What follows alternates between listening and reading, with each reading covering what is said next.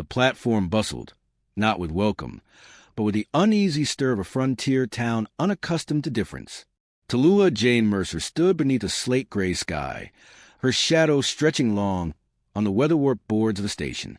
The stagecoach driver barely glanced away before tossing her single trunk beside the freight, as if her belongings held less weight than a sack of grain. She was a head taller than the tallest man nearby, and far straighter-backed. The bone seams of her coat strained at her shoulders, stitched for a woman smaller in frame and spirit. Her gloved hands trembled just slightly, but her chin did not fall. Not once. Women in cinch bodices and velvet choker ribbons leaned in to whisper, their smiles sharp. A child pointed at her and called her a scarecrow. His mother did not correct him. The town had spoken long, before she'd ever stepped off that train. She was a woman too big to court, too proud to work the saloons, too black to pass, and too fine-featured to ignore. So they stared, they judged, and she waited. She hadn't come looking for a husband, not anymore. Once, maybe, once. She believed in letters folded in shirt pockets, in promises made beneath sunflowers and supper bells.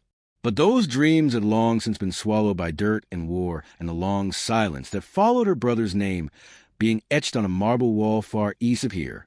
The train's last whistle, let loose like a morning cry. No one came to meet her, not until the boy arrived. He rode alone, barefoot atop a piebald pony, no saddle, only a rope bridle and a quiet confidence in his hands. He was no older than 12, skin copper-brown and freckled, hair braided with old beads and newer thread. He stopped just shy of the station's edge and tilted his head, studying her like he already knew her story.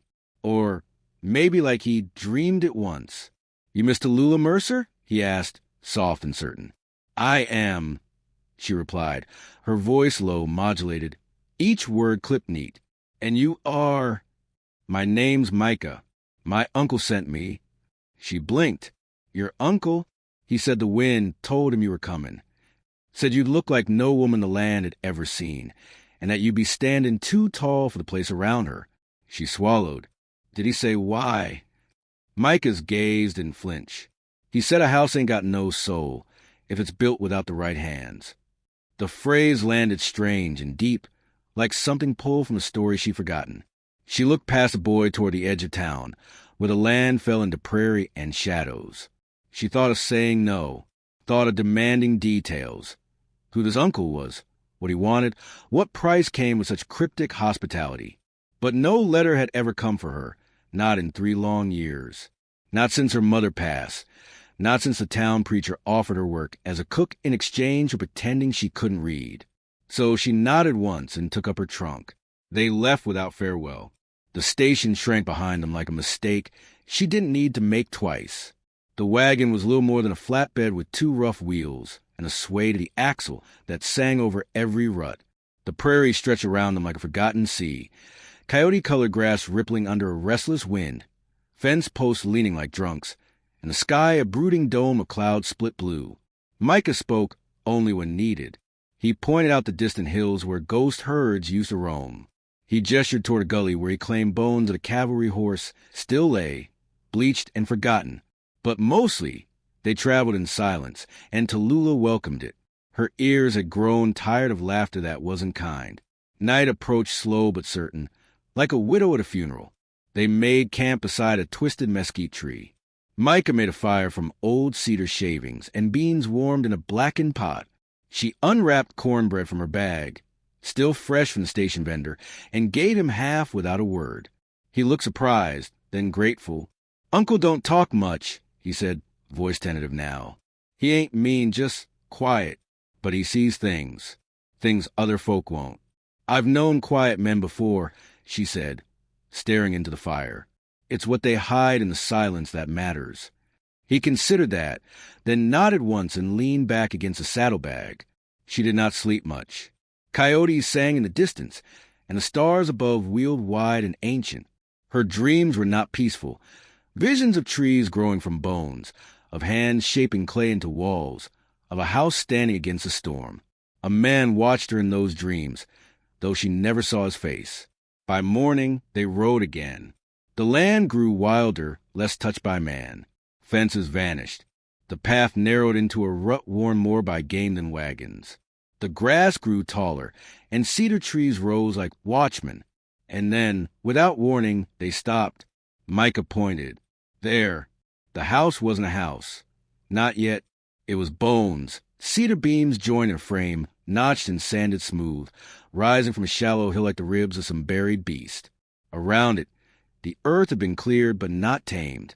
Wild flowers still grew at the edges. Stones had been laid in a crescent path. There was reverence in the way the space had been marked. And then she saw him. He stepped out from between the trees, silent as dusk. He was enormous, taller than any man she'd seen. Shoulders like carved stone, skin weather-darkened, his face painted with faint lines that ran from temple to jaw. His eyes were amber, not yellow, not brown, but the color of fire through honey. He did not smile. Micah called softly, and the man nodded once. His gaze landed on her and did not move. Not lecherous, not cruel, simply measuring. She stood taller, without meaning to. He spoke with a voice deep as riverbed stone. I dreamed of you standing in this valley, before the beams were cut, before the first seed was buried. And what do you want from me? She asked, her voice cold, prepared for insult or worse. To finish what I started, he said. A home needs more than walls. She didn't know what to say. Part of her wanted to turn around. Another part, some stubborn root of her soul, refused. I ain't your servant, she said. You are not. I'm not here to be saved. I don't save. I build. The wind picked up then, tugging at her skirts, rustling the cedars. She stared at the structure behind him, half-made, hand-hewn, planted into earth with care. It was the first thing she'd ever seen that felt made for her size, for her spirit. Not fitted, not borrowed. Made. Micah led her past the cedar arch. The man followed. Her boot struck dirt, solid and sure. She didn't look back. The prairie might have laughed her off every platform she ever stood on. But here, among bones of wood and smoke-scented wind, she was no woman to mock. She was the storm they never saw coming. The sun rose red in Cedar Valley, stretching its fire across the half-built skeleton of a house. Tallulah emerged from her canvas tent with her arms wrapped around herself, not for the cold, but to hold still the restless ache in her chest. She hadn't spoken more than a handful of words since stepping onto this land, yet everything inside her was loud. Questions, suspicions, and something unspoken that tugged at the corners of her soul. She watched the man work. He moved like the trees trusted him. No hammer, no nails, only a hatchet and his bare hands.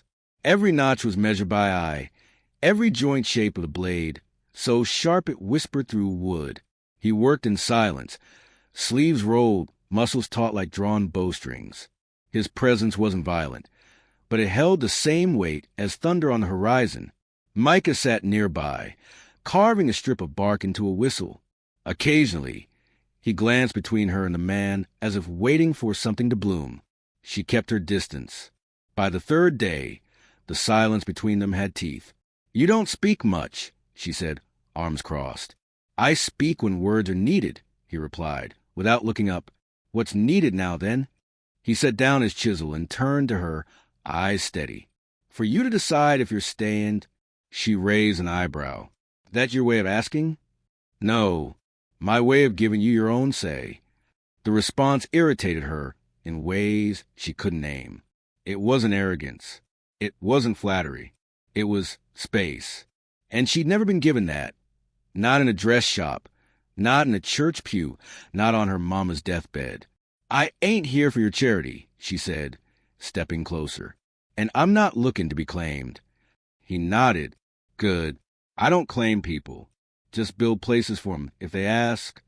She stared at the frame behind him. Cedar ribs arching into the sky like some half-born cathedral. A bird had already nested in the rafters. What do you want from me? She asked again, softer this time. He hesitated, then answered, Not want. Hope that you bring the soul. He turned back to his work before she could respond, and she hated him a little for it. Hated how easily he disarmed her without a single false kindness. Micah showed her around what little of the land was tamed. A small patch of turned soil where beans would go. A stream that cut cold and clear through the ravine. A stone ring where fire had once danced. Uncle says fire holds memory, he told her. That when you cook over flame, you feed more than just bellies. She thought of her mother's gumbo pot, heavy and black and lost in the move east. She thought of how silence could pass between people easier when something warm filled their mouths. That night, she cooked. Beans, onions, and what dried meat they had. Nothing fancy. But she seasoned it with care, stirred it slow like Mama had taught her, counterclockwise, to unwind sorrow. When she brought it to the fire, Lahoma looked up from his carving. His eyes softened a little. "You didn't have to," he said. "I know," she replied, ladling it out. They ate in silence, but it wasn't the hard kind. The fire cracked, and Micah hummed a tune that sounded like it came from no language at all. Something old. "You got a wife once?" she asked him suddenly, surprising even herself. He nodded. "Long ago." "Where is she?" "Gone. Raiders took the camp while I was on a hunting run. I buried her with our child." A cold passed through her, sudden and unwelcome. She didn't offer pity. He didn't ask for it. But the quiet after was heavier than the story. "I nearly married once," she said, just to even the air. "He left when Mama fell sick. Said I wasn't meant to carry both grief and man's duty." He didn't react. Just nodded, as if to say, "I understand more than you think."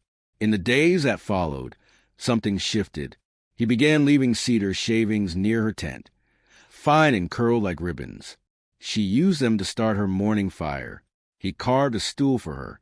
She patched the boy's torn trousers without being asked. Once, while collecting kindling, she found him seated beneath a twisted cottonwood, staring up at a hawk riding a thermal. His eyes brimmed not from weakness, but from some private memory she dared not trespass. "You build this place for her?" she asked, not looking at him. "For what could have been?" he said. "Now, maybe for what still might." The sun crept lower each night, and she began to feel the edges of herself soften. She found herself humming, sometimes even laughing when Micah teased her about the way she stirred stew like it was a sacred rite. The wind didn't mock her. The land didn't whisper that she was too tall, too dark, too woman. One evening, as twilight purpled the sky, she stood on the threshold of the still unfinished house, hands on her hips. "You building this whole thing alone?" "Was." "Ain't any more," Lahoma replied. And that was how it began. She handed him a beam. He fit it. She suggested a wider doorway. He nodded and widened it. She dug the shallow trench for drainage while he laid stone. They worked without ceremony, side by side, rhythm finding them like a long-lost song. One morning, while hammering a beam into place, she slipped. He caught her, not dramatically, just quick and certain, one arm steadying her waist, the other bracing the fall. She stood too close. His breath was cedar smoke and something wilder. Their eyes met and held. Her heart drummed so loud, she swore the prairie would echo it. He stepped back, said nothing, just offered a hand back to the work.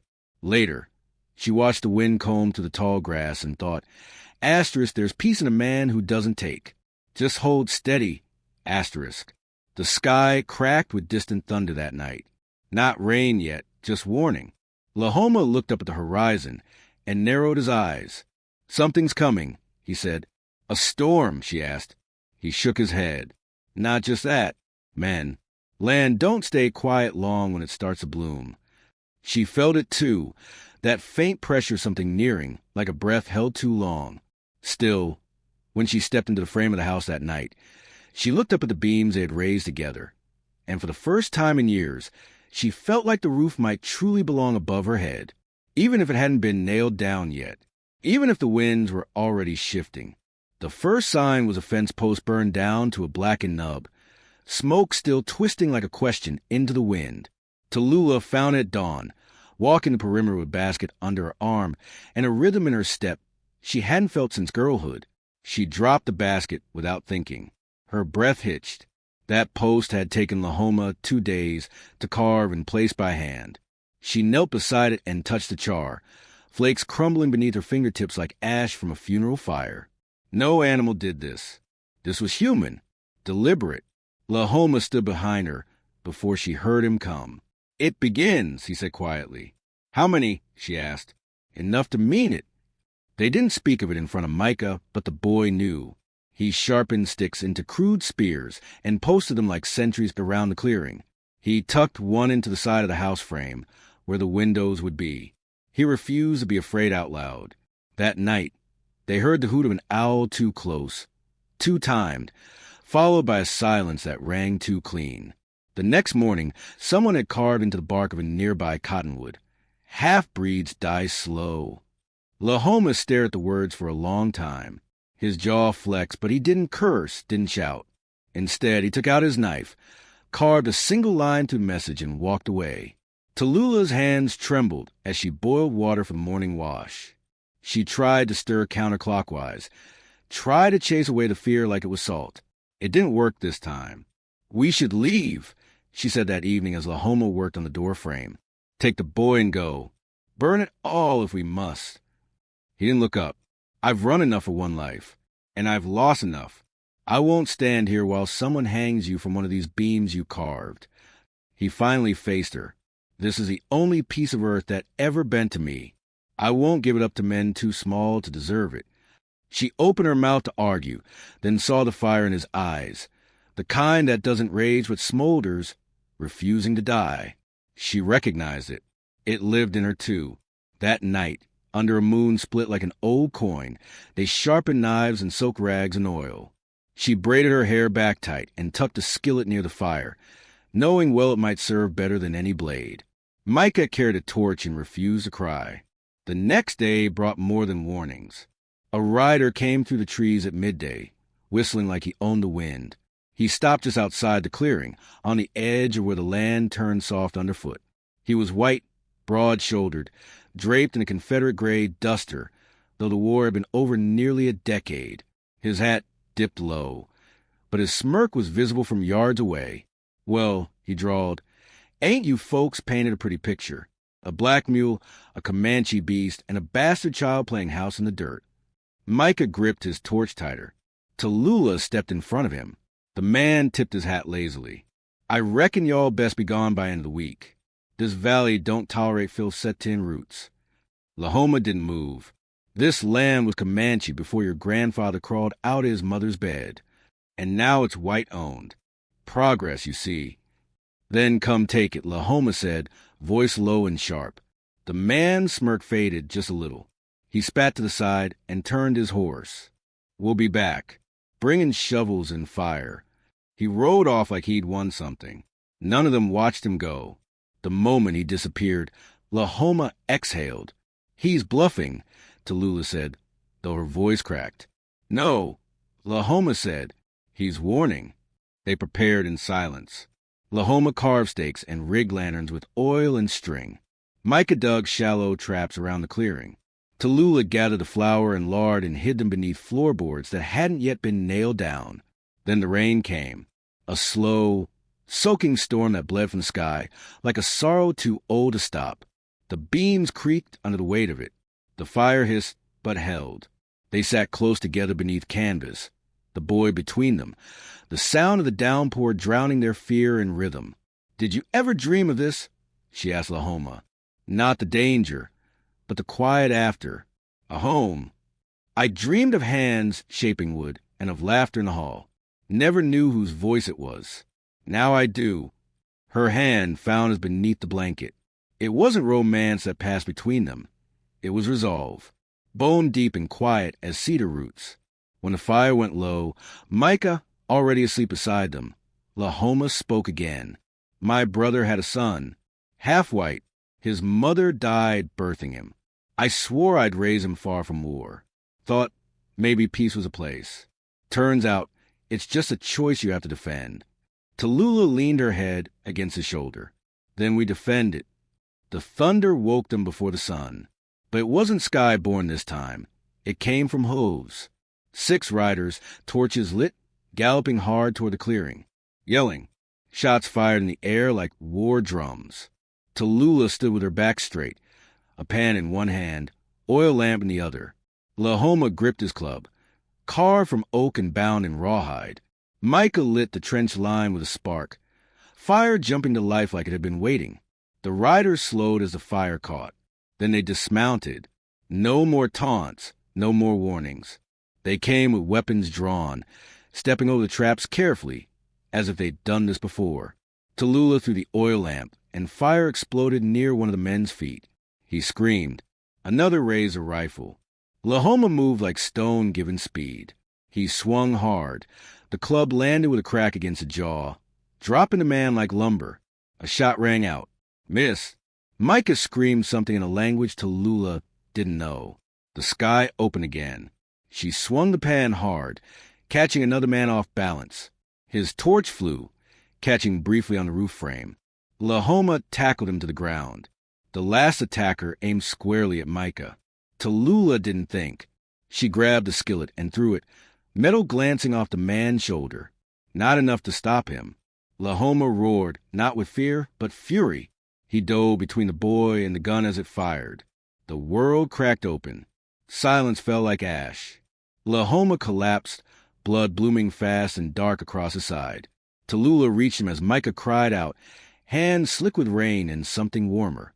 She pressed against the wound, her own voice hoarse, shaking. You stay. Do you hear me? You stay. His eyes fluttered, then focused. You were the soul, he whispered.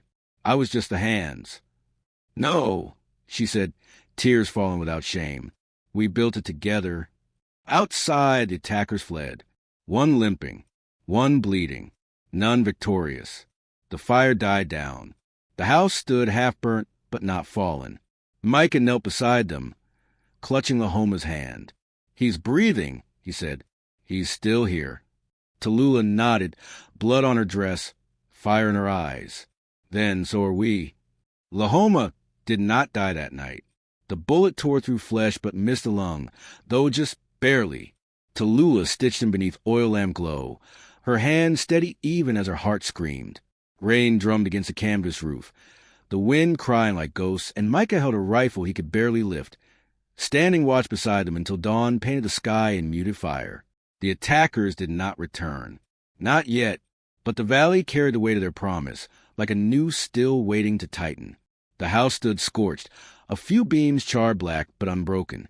Lahoma, fevered but breathing, lay wrapped in buffalo hides inside what would someday be a kitchen. The walls whispered resolve. Tallulah did not weep in front of the boy. Instead, she worked. Every morning she rose before the sun, carried water from the stream, packed dirt into the gaps between stones, cleaned the blood-stained canvas with river salt.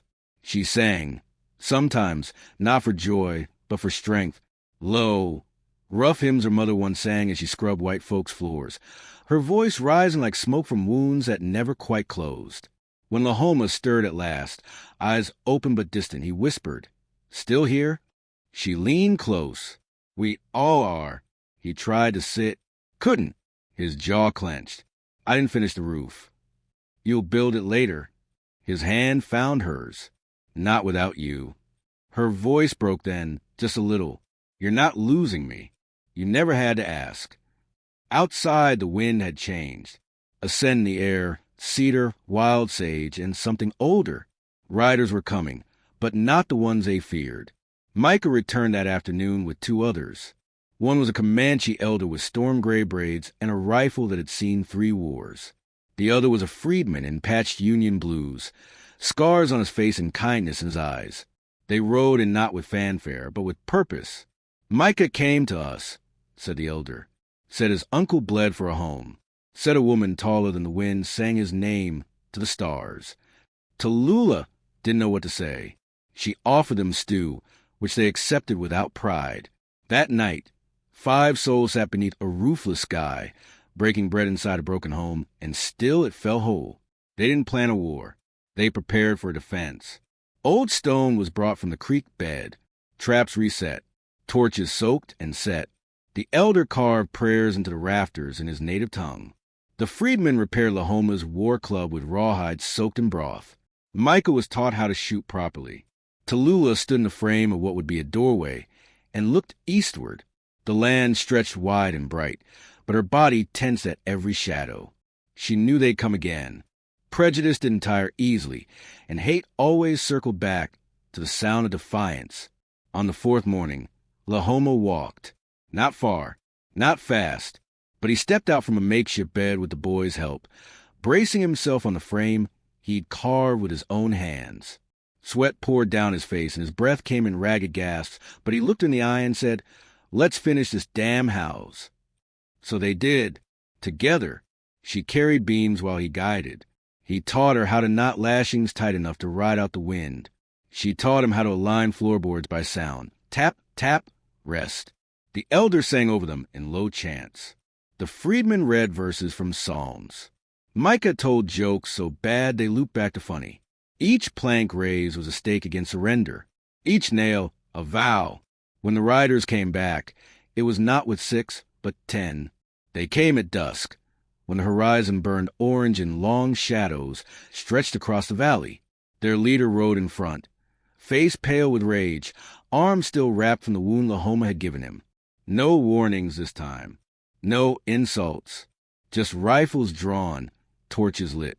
"We ended tonight," he barked. Lahoma stepped onto the porch, his side still bandaged, his club in one hand. Tallulah stood beside him with a lantern, her long frame proud against the setting sun. "You're not the first to try and take this land," she said, voice clear and ringing. "But you'll be the last to fail here." The man snarled and raised his gun. Then the freedmen stepped out of the trees, rifle raised. The elder followed, flanked by 2 more riders, Comanche and black alike, eyes sharp with memory and hunger for justice. "What now?" Lahoma said, "You got 10. We got more." The men hesitated. Fear crept in like cold. The leader barked, "Burn the damn place down." One man threw his torch. It arced through the air and landed short, snuffed in the wet grass. Another rider lifted his gun, fired. The shot hit a beam, splintering wood. Then chaos. Gunfire cracked. The freedmen returned fire. One man dropped screaming. The elder moved like smoke, his rifle a living thing. Micah darted through shadows, dragging a torch to light the perimeter traps. Lahoma fought not with speed but precision, his club an extension of will. He struck a rider from his horse, caught another in the ribs, so hard he crumpled. Tallulah was fury and grace. She swung a broken beam like a spear, knocked the gun free, kicked the man square in the throat. Her hair loose now, her eyes aflame. The leader turned to flee. Lahoma chased. They clashed near the riverbed, man against man. Lahoma, still bleeding, grabbed her by the collar and slammed him into the mud. "This land don't want you," he growled. The man spat blood. "You think this changes anything? It already has." Lahoma let him go. The man scrambled up and ran, limping, vanishing into dusk. Silence followed, only the crackle of one last fire, slowly dying in the damp grass.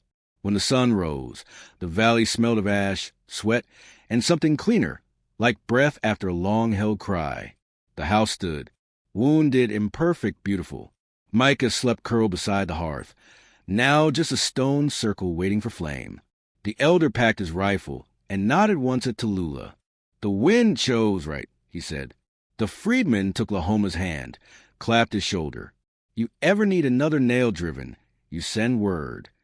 They left with the morning mist. Tallulah walked the perimeter one last time. No carved threats, no burned posts, just soil ready to grow. She stepped back inside and looked at the frame. The boy had etched something above the doorway during the night. 3 words, rough but true, "Where giants dwell." Lahoma came up behind her, wrapping an arm gently around her waist. "I didn't know what I was building," he said. "You were building a future," she whispered, "and I was tall enough to see it." The wind moved through the cedar beams, not with violence, but song. And the house stood, not just with walls, but with soul.